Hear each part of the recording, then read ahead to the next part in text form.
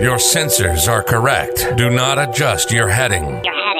You've discovered the Omega Particle, streaming to the Alpha Quadrant and beyond. Here's your host, the Anchorman of the Federation, the Doctor of Dilithium. This is Jonathan Wiegand.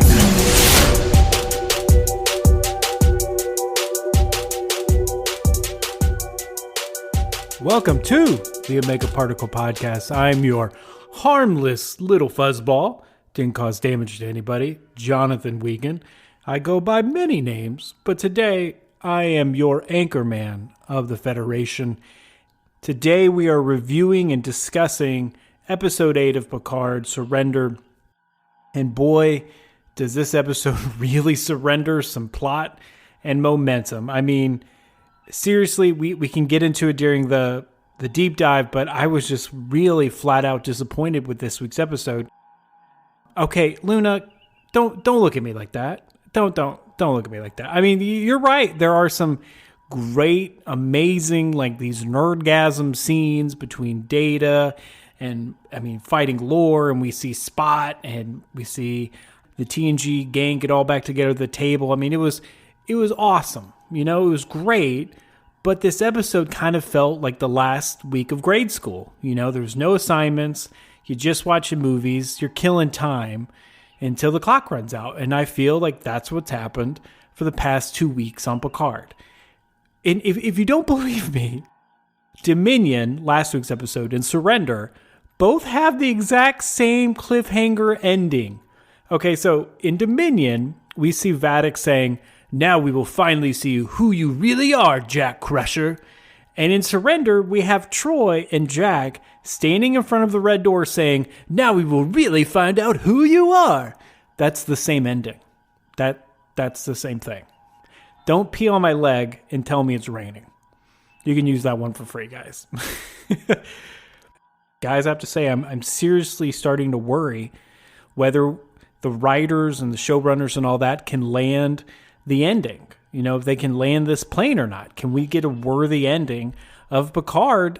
And I feel like, you know, the writers had the story arc laid out, and when they were splitting up and divvying up the episodes, these are just kind of filler. And again, same issues as last week. We had great nostalgic moments, but it didn't move the plot along at all. If you disagree or agree with me, please let me know. I love hearing from you guys and discussing the many different perceptions of Picard, and it's always great to connect with you guys.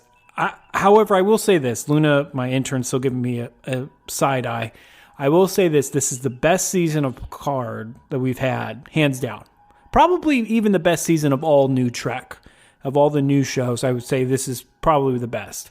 And I mean, you could even argue, you know, that maybe we're nitpicking and we're cutting deep because the prior episodes have been so amazing and we've kind of had that bar raised. And just a side thought, in the 90s and the 80s, as if you didn't know, I am an older millennial, we had these kind of clip shows that sometimes our favorite shows would do. You may see them now with The Simpsons or what. And I feel like that's what the writers should have done, because this makes no sense. It's the exact same ending, the exact same story, nothing's moved. So I'd rather take a clip show than the sweet, sweet candy of nostalgia that kind of leaves me hungry for more plot. Anyway, let's get this ball rolling and deep dive into the episode Surrender. Luna, let's roll.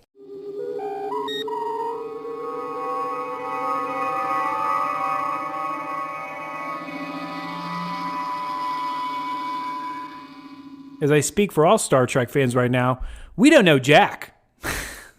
Remember Luna in the 90s had another 90s reference here? I know, I'm sorry.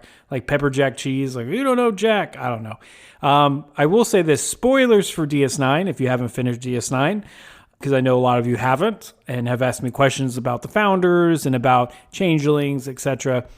But we're going to break kind of from our normal protocol this week, and we're going to deep dive right into kind of what grinds my gears with this episode, and what was wrong with last week's. And normally for all the weekly listeners, we kind of go into the review right from the start, and and then we separate our high points and low points. But I'm just so fed up that I want to go right into this Jack Crusher mystery enigma that the writers have focused on and are kind of shoving down our throats. And just to be blunt, there's only one theory that kind of gets me really excited about the whole prospect of Jack Crusher's identity. And we mentioned it last week a little bit, and that's the theory that Jack is a Palwraith. Now, for those of you who don't remember who or what those are, they're basically the enemies of the Bajoran prophets. So we're going to deep dive a little bit into Bajoran religious beliefs and kind of expound on them a little bit to kind of give some background and maybe a refresh for all of the people that maybe haven't watched DS9 at all or in quite some time. So the Bajoran religious texts tell us that the Palwraiths once resided in the Celestial Temple alongside the prophets. And as we all know, the Celestial Temple is the stable wormhole next to DS9. And for reasons unknown, sometime millennia ago, these Palwraith were banished to the fire caves on Bajor. And according to the ancient Bajoran texts, they are known as false prophets. So they're not the good guys. The Palwraiths usually take the form of fire spirits, which is kind of where they got their name, fire caves, fire spirits. And other than that, they were virtually the same and identical to the prophets, but they just didn't have good ulterior motives, let's just say that. They could induce visions and corporeal beings, which is what we see with Jack, so maybe that's why some people think that with him, that he's a Palwraith, because he has these random visions. But that kind of starts us into the long road of why do I think, and hopefully this theory is correct, that Jack Crusher is kind of possessed or taken a hold of by a Palwraith. And we have some precedents for this. So the theory is further enhanced by Troy this week, saying that she sensed something ancient and weak, and that the color red and the images of devastation that Jack sees kind of back up the theory that he's kind of being influenced by these like fire spirits. And if you notice the red door in this episode, particularly the end of the episode, and you look through the keyhole, it kind of looks like there's maybe fire dancing on the other side of the keyhole. And that would directly tie. It's not a stretch to say, hey, maybe these are the fire spirits. And if you deep dive even more, the last conflict we had between the prophets and the Palwraith took place during the Dominion War. So it would kind of make sense for a new conflict to manifest during this changeling uprising. I don't know. And you may ask yourself, Jonathan, has this ever happened before? Has people ever been possessed by the Palwraiths? And I say, yes. So in Deep Space Nine, episode 21 of season 6, called The Reckoning, a Palwraith took over the body of Jake Sisko. So they have the red eyes. I don't know if you've seen pictures, but they have the red eyes, and it's similar to Jack Crusher's. So we have the same eyes, we have the same imagery, we have the same ancient and weak kind of darkness around Jack. So there could be I don't think it's a stretch. There could be a legitimate theory here. So there's two big issues, or should I say there's three big issues I don't really putting a lot of stock in this theory in. And that's because, first off, there's been no evidence to explain how Jack Crusher would have first been exposed to the influence of the Palwraiths. Because as we all know, and again, spoilers for DS9, Captain Sisko sacrificed his life to seal the Palwraith inside the Bajoran fire caves forever. Well, I mean, kind of sacrificed his life. He's kind of living with the prophets now in the Celestial Temple and promises to come back one day. And to me, would that make Sisko's sacrifice like null and void? Would that require gymnastics around the idea of the writers? And the third problem I have is that it's such a deep cut in Star Trek lore. I'm talking deep cut. I mean, the changelings were a lot for people. Could you imagine if they bring in Palwraiths? I mean, when I explain Bajoran religious texts and what they believe to my friends that have only watched TNG, they look at me like I took some drugs from a guy I met at a bus station and I plan to go live with him in a compound in the desert. Like, it doesn't sound Star Trek-y. It's very outside the box when it comes to typical Trek lore. So would they put in Picard season 3 the most heavily anticipated season, I would guess, so far of all new Trek, and then they bring in a deep cut villain like the Pal-Race?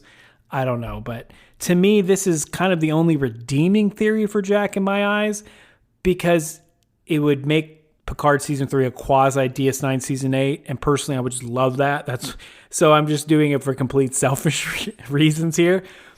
And I feel like it would also like turn the tables a little bit. We wouldn't get the typical predictable thing and villain that we would expect from Picard. So I think that's why I think it would be fun if they were really stretching this out as they are, but who knows? And speaking of predictable, let's stay within the Jack sphere. Talk about another theory that is probably what's going to happen. And that is that Jack has Borg genetic material. So way back in the day, back in 2366, Picard was assimilated into the Borg collective and he became Locutus. So he had his independence and his independent thought, but still part of the collective, which made him somewhat unique. And again, as Captain Shaw says, he's the only one that's ever named.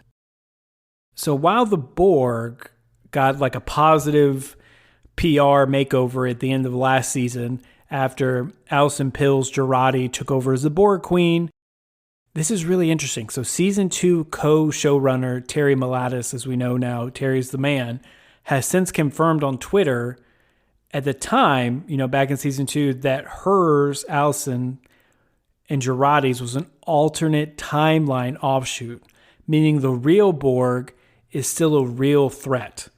So that kind of means season 2 means nothing now. So at the end of season 2, we see the Borg kind of go on their own way, and Jurati's the new Borg Queen, and they're going to be, I guess a little bit more peaceful and not so intense, I guess is the word to say. I only watched season 2 once, and it was not very good. So, and I've even had dear close friends ask me, hey man, do I need to watch season 2 for Picard to understand season 3? And this kind of confirms what Terry Melatus said is a solid no. Well, I guess if you want like a Q update, but either way, I'm not going to say anything more about season 2. The Borg could be a potential threat. Now that Melatus is doing these gymnastics with the timeline, I think it's totally possible, because I would say this is the most popular and evidence-based theories out there about Jack Crusher, because Picard, after he was assimilated and then brought back, has biological material in his body that was altered by the Borg experience, leading to him conceiving a baby with Beverly that has Borg-like abilities. So we've seen this before. The Borg are capable of assimilation on a microscopic scale via nanoprobes. So it's possible that a little bit of Borg remained at Picard for all those years, which would explain a lot of things about Jack, his ability to have like a hive-like mind with Sydney, his ability to take over crew members' motor functions, and Vadic's response to him that says, look at you, you're finally living up to your potential. So it could be that Jack is this quasi-perfect Borg hybrid. He's fully human, but he's fully Borg, and he can treat other humans like the Borg. So interesting. He has his own collective. He can... It's probably what's going to happen, just to be honest. And then also another reason to think this is the main theory behind Jack. So there's also a quickly gloss over fact that Data tells the crew that Alton Soong found an anomalous form, quote unquote, in Picard's body that makes his initial uridomic syndrome diagnosis appear questionable. So could this anomalous form be resident Borg material? That's probably what it is, and he has transferred that down to Jack.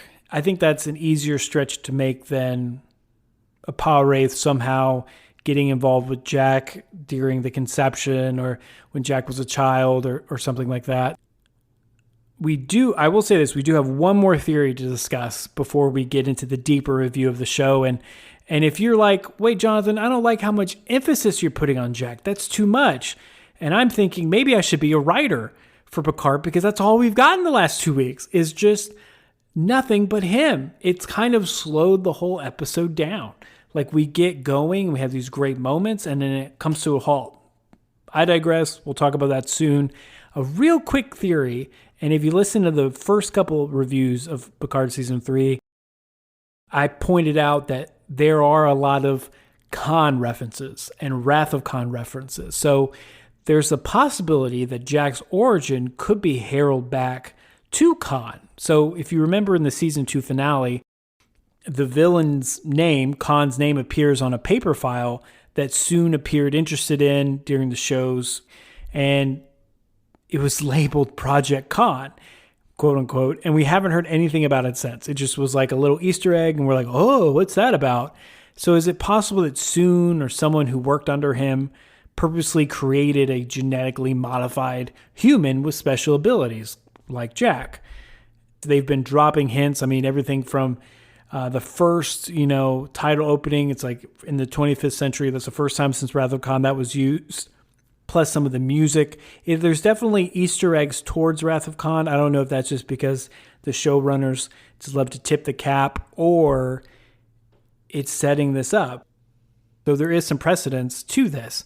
So while Season 3 hasn't mentioned Khan blatantly at all, Star Trek Picard co-creator Alex Kurtzman did compare this season's villain to Khan at a Comic-Con last year. We say that 5 times fast. Khan at a Comic-Con last year. And while he appears to have been referencing maybe, the mind games unfolding between Vadic and Picard in the nebula, kind of like Wrath of Khan, it could be a reference that, maybe Kurtzman was being more literal than he was willing to let on. And it would also explain, if Jack had these shadowy origins, it would totally understand why he had to planet hop and he has this unique life and he's running and people are always chasing him. And so it's definitely there. As we know, augments are not allowed in the Federation due to the eugenics war. I think we covered the eugenics war in our first or second episode, right, Luna? And so if you want to learn about Khan and the Botany Bay, please go back and listen to those. However, so there's just so much time fiddling in the show's second season, not to mention, the vision that and whispers that Jack hears and Vadic referencing Jack, return to a place he seemingly is meant to be at. It's possible, that Picard's offspring definitely does have a more inorganic story, whether that's a Paul Wraith, whether that's Borg, whether that's Khan. It just doesn't line up with a, typical childhood. He's just not blessed to have these abilities. Somebody did this to him. That's all I'm going to say about that as we wrap up the Jack kind of theories. But if I had to put money on it, I'd say it's the Borg, though. The most fun would definitely be the Paul Wraith. I think that would be freaking awesome. But let's move on into the deeper dive of this week's episode and what stalled out, what made it work. First off, freaking Spot. We got to see Spot again. And plus Data wins. And I can say that the Spot moment, that got me right in the feels. Freaking love how they showed Data fighting and kind of winning over Lore. And, they've become one, and it's in the process. And then, in this whole process, Lore gets everything he's always wanted. He gets friends, he gets family, he gets acceptance. So it's a nice, for lack of a better term, nice ending for this kind of one-dimensional character's Lore. And speaking of one-dimensional characters, I'm super pumped that Vadic is finally gone. See ya! Surprised they kind of killed off the show's quote-unquote main villain, and I guess now it's the melty face guy. Amanda Plummer's acting was spectacular this season. However, the writing and the plot development really just kind of let her down, and I just feel like it's kind of a waste almost of such great talent, but I'm glad she's gone, so maybe we can finally learn who the ghost face is, if we ever will, I don't know. Because this whole season so far has been so great, and it's only really dropped the ball in the last 2 episodes. This whole season's really presented us great opportunities and great plot development and working and blending nostalgia with that development so perfectly. And other times, it's literally nothing but obstacles. And a lot of times this happens in the same episodes. We get those plot obstacles and we get the beautiful blending. And that's exactly what happened in Surrender. It's almost kind of inconsistent. We can't have the same thing all the way through the episode. It's kind of a bad roller coaster. And to me, the episode really just shines when it really concentrates on the iconic crew. When the TNG crew together, they have that chemistry, they're bouncing off. It's awesome. Who doesn't love that? That table scene, that was just, chef's kiss. And then they instantly go back to Jack Crusher. And they just, this mystery, and it's just kind of like, why are we covering this? It's just kind of like the show's doing these acrobatics in avoiding the answer to this pivotal question. And it's kind of becoming tedious. More importantly, they're interrupting that flow like I've been mentioning, but it's just kind of becoming tedious at this point. And there's been really heavy-handed hints. There's been, the Vadic's like ominous declaration in the previous episodes about his true identity. We get promised revelations that ultimately never come out.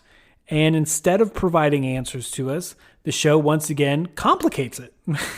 Although Jack can now apparently astral project in other people's bodies, his parents kind of don't really care about that. So now this Jack thing is like a disease and it's spreading to other parts of the show. And it's like, ugh. So now it's making me not like what they're doing with Beverly, not like what they're doing with Picard, which we'll get into. Again, there's not a priority in providing answers, which is kind of a flip from what we've seen with other episodes, is that, okay, we definitely get answers, but they really take their time. And unfortunately, they've really overstayed their welcome here.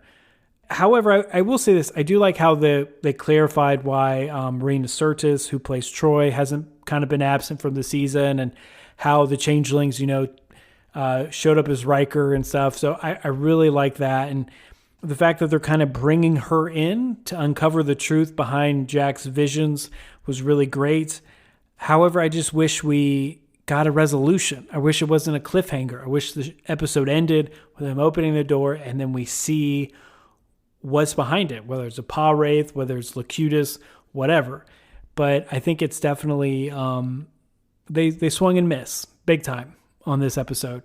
Fortunately, we're gonna move on to happier subjects of this episode, and that is focusing on Troy and Riker. So unlike the previous episode, Dominion, Surrender has enough other elements that make it look easier to overlook, the clumsy bits. We have a very, very touching reunion between Riker and Troy while they're in prison on Vadic's Shrike. And it gave us great closure, and it allowed them to kind of work through their grief over their son's death. And we see different sides of them, and we see almost a kind of a couple, kind of arguing and answering tough questions. And it was awesome to kind of watch Frakes and Sirtis, their chemistry and them going back and forth, and Troy amusement with Riker as he's trying to flirt with her. And it's just kind of like exemplified the relationship, and it was awesome. And the only critique I have is we didn't get more scenes with them. However, if anyone had to interrupt and rescue them, it had to be kind of this new age Worf. And I will say, it was kind of hella awkward, right? Like, it was super awkward when he shows up and he starts going down about how he's thought about her and she's been in his thoughts, and then Riker's like, this is inappropriate. It was funny, but just kind of awkward, Maybe I'm the only one. Maybe I'm the only one that thought that. The thing is, though, unfortunately, as I kind of watched the episode for a second time, Riker's imprisonment by the changelings kind of is pointless. Think about it. And it doesn't really do anything to progress the overarching plot. I felt like they just needed to get Riker out, and it kind of made his sacrifice at Daystrom Institute kind of seem a little void now, just to be honest. And besides, the realization that Riker gave Vadic the information she wanted to avoid Troy from being tortured, it just doesn't seem, it just kind of pointless. It would have been better if they just stayed on the Titan, but that's just me. It leads us to this long-awaited scene, and I've mentioned it a few times, where you have the TNG crew sitting around a table again. And if for those of you who haven't watched TNG, that's kind of an iconic moment. Usually in all the episodes, they'll in some way, shape, or form sit around a table and figure out how to save the day, figure out a plan, figure out what's going on. And this is kind of what, in essence, what most viewers wanted from this show, like an affectionate, insightful exploration of the characters' lives over the past few decades and how have their relationships evolved. I mean, for example, the John Luke's remark to Geordi when they're trying to see if he's a changeling is that Geordi has his taste in wine is pedestrian at best. I mean, that's a classic Burn, classic Picard, and Geordi's like, yep, that's him. So it's good to see that, and again, it's just offset by this terrible Jack Crusher plotline that nobody cares about. And speaking about these emotional scenes, nothing really tops from what we saw with Data. Now, I will say this, the outcome of the confrontation between Data and Lore, that was very expected. We knew Data was going to emerge victorious through the power of love and friendship and connection, that he has with all his crewmates. It was still entertaining to see him reference, though, like all the things that gave his life meaning, which of course Lore couldn't comprehend. But I mean, we see the mentions of Tasha Yar, and of course we see Sabat again. Well, I mean, they were very heartwarming moments, and I loved it. And we see the cards, and he's talking about poker, and this is the moment that exemplifies to me the season's strength in using nostalgic elements to shed new light on our beloved characters. So it's okay to use nostalgia, as Terry Mouloudis is, if it reveals new things about our characters and moves the plot along, which is incredibly difficult to do. Again, we might just be nitpicking because the other episodes have been so great. The last two episodes are just filler, and I don't like it. Speaking of filler and not liking, again, going to Picard and Beverly. So we've had 2 weeks where it's kind of the exactly same thing. And what we've seen from Picard and Crusher are kind of sad. Picard's kind of personality is this kind of just taken aback, and it's all consuming about Jack. And that Beverly, Picard's whole role in the last 2 episodes are just limited to them pleading for their son's survival. That's all they've been doing. So if we have 10 episodes, 20% of the season is nothing but Crusher and Picard and their 2 characters saying, no, you can't sacrifice yourself. No, please don't. You have to think of your survival, please. And then going back and forth with Vadic about, hey, leave our son, he's a good, like, it's just garbage. Like, it's kind of a waste to me. And I really wish they did more with Beverly's role. I wish they expounded it more. I mean, she's such a powerful character, and to think she really wasn't in the first 2 episodes at all and didn't really speak until the 3rd. I mean, I don't know. I just feel like it's kind of a wasteful opportunity, and it could be used better with those 2. Hopefully we'll get more great Crusher scenes in the last 2 episodes, and same thing with Picard. So after ripping all of the crew, let's get into Vadic. So strangely in Surrender, Vadic's role as villain, comes to an end, comes to finale. She kind of, terminates or gets rid of a lot of the insignificant members of the Titan crew. I really didn't think she was going to kill Seven. I didn't think she was going to kill Shaw. It was just kind of like these nameless, faceless people that was like, okay, you're just going to be redshirted for the sake of backing up her threats and to boost, the tension on the bridge. So her demise and getting sucked out of an airlock is just kind of an impressive death. I really liked it, like her going into 1,000 pieces and then saying like effing solids. And I think it's more than her character deserves, because again, it's such a one-sided, one-dimensional character. Yeah, just not an impressive character. Will not be in the Hall of Fame for Star Trek villains. You kind of can just gloss her over, kind of like the villains from the first 2 seasons of Picard. So, and again, that has nothing to do with Amanda Plummer's performance. That is not to blame. She has been amazing in all of this. Nonetheless, it's hard to feel underwhelmed by the way the character has simply petered out, in the last half of the season. And now we're just left with the face guy. So we have Vadic petering out, getting blown up, and now we're left with just the face guy. So as the show approaches its final 2 episodes, we have numerous unanswered questions. It's anyone's guess as to how the storylines of Jack's mystery, origins, his powers, Picard's body and his death, and the impending changeling attack will all intertwine. I know they've tried to give us some hints, but they've really given us nothing. Nevertheless, we can hope that Picard doesn't forget the valuable lessons that have made this season a vast improvement over its preceding 2. And that is the importance of the characters, number 1. Number 2, their shared legacy. And number 3, the future they're creating together. So if it sticks with those 3 valuable lessons that we learned, I think it's going to be okay. However, I don't want it to be a 15-minute collapse out of the gate at the very last episode. It's blah, blah, blah, blah. And it's like, okay, we got all the answers and then the show's over.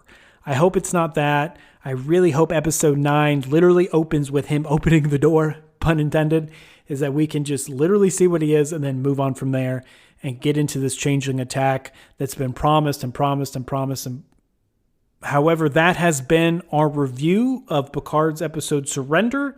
Luna, let's light this candle.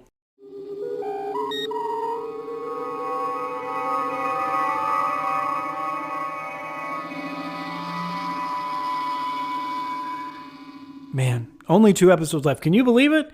We've done 8 weeks of reviews. It's been great.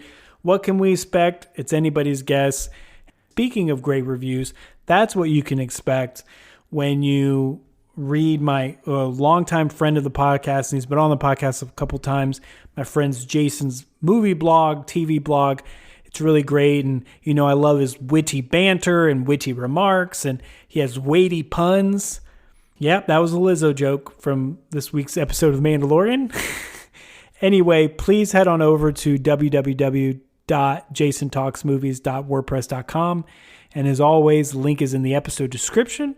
And since you're already clicking links and surfing the web, why don't you head on over to our social media pages. Give us a rate, review, and subscribe. And we're literally on everything. If you want to hear my silky voice on YouTube, we're also on there. That channel's up and running.